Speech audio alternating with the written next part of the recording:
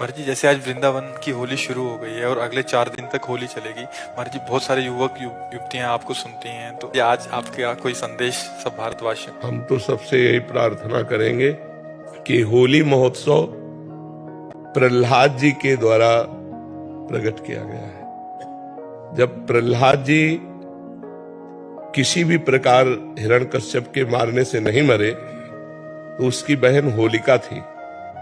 वो हिरण्यकश्यप को उदास देखा, उसने कहा भैया उदास क्यों हो? उनका ये प्रहलाद मर नहीं रहा, उनका आज मर जाएगा।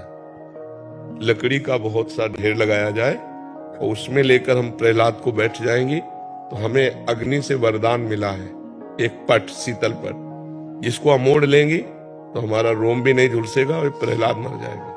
बड़ा प्रसन्न हुआ हिरण्यकश्यप। आग लगा दी गई, तो भगवान की कृपा से ऐसी वायु चली कि शीतल पट प्रहलाद जी के ऊपर आ गया और वो जलकर राख हो गए।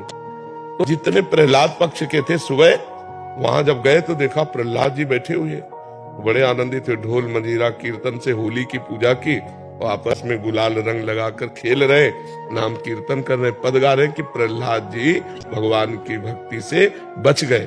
तो ये उत्सव मनाया जा रहा है। ये लोग जो शराब पीते हैं, गंदे हरकतें करते हैं, एक दूसरे के चेहरे पर कालिक पोतते हैं, नालियों में ये हिरण्यकश्यप पक्ष के हैं। अब वो भी तो उत्सव बनावे, कैसे बनावे? तो वो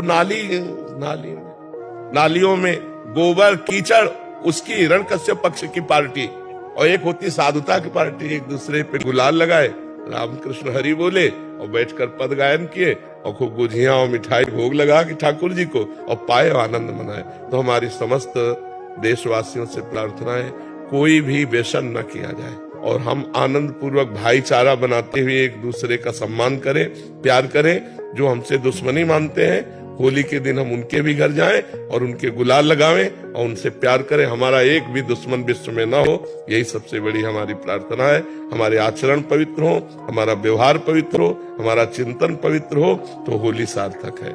सबसे पहली बात है कि शराब न पिए, जो शराब पीते हैं होली उत्सव में स्वाहा कर दें। और दूसरी खास बात है, मांस न खाएं, क्योंकि आप भले जीव हत्या नहीं करते, लेकिन आप हिस्सेदार हुए, क्योंकि आप खरीद के लाते हो और खाते हो, तो आप हिंसक ही माने जाओगे।